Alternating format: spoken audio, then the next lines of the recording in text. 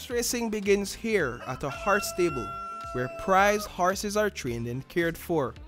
Today we are at Charlesworth Stables in Burrell Boom Village.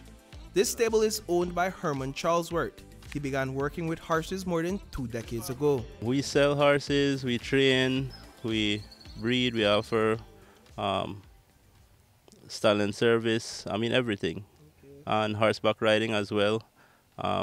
We're working on expanding that in the coming years. Let's talk a bit about the culture of horse racing in Boom and how long standing is this culture? Well, I believe before I was born, I always hear stories from some of the real older heads about how big it was, and they bring up some name that I've never heard about, and some really funny name. Yeah.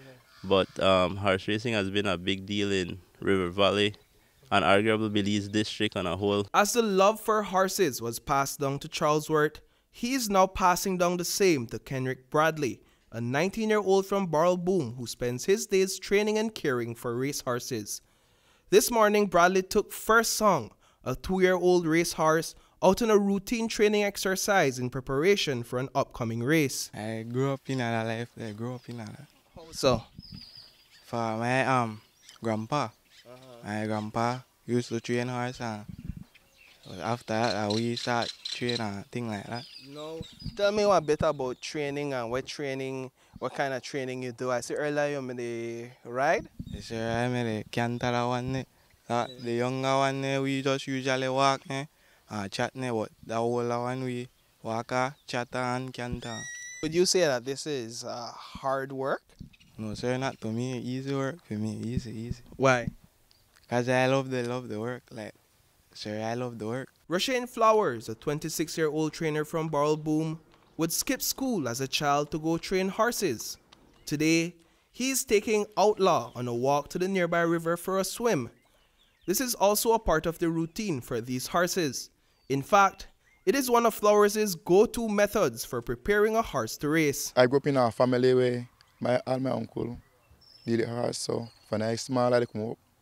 The wrong animal, the wrong horse, then my pa was train horse, so adapt for that and get fall in love. And one of my friends and me have some race horse and thing, and I started to go wrong, and from that day I get fall in love with horse and keep going. You tell me you used to miss school for race horse? Miss school, I was closing in my bag and come halfway on the school bus and change, and I got a horse track. When I think I did at school, I had a race track horse.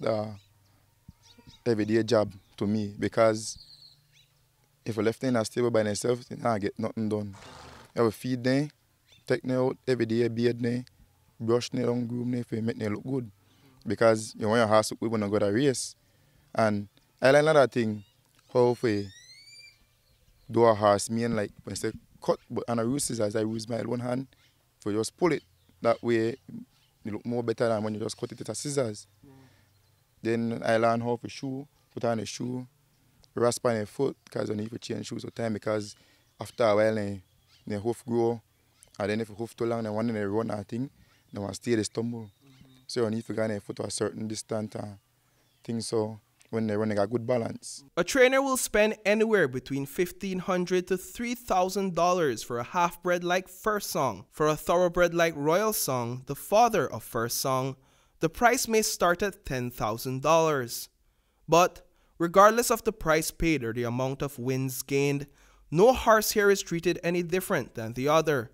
They're all trained, washed, fed, and loved equally because they all matter. This is an understanding deeply embedded in the hearts and minds of folks like Herman, Rashane, and Kenrick.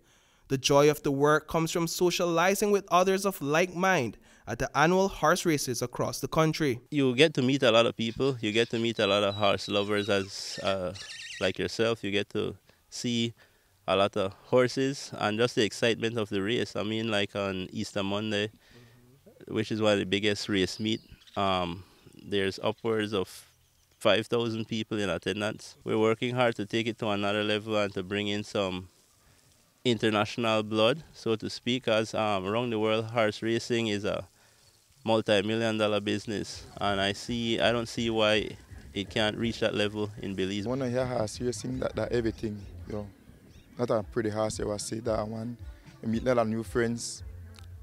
Food again, because there are people, village people, are different kind of food to sell. And it's just exciting when you're horse racing. Everybody happy, everybody wants the horse to run, everybody want to bet. So that's one of the big thing. Now you're 26 years old, you've been doing this since you were young. How long do you see yourself continuing in this? How long do you see yourself horsing around?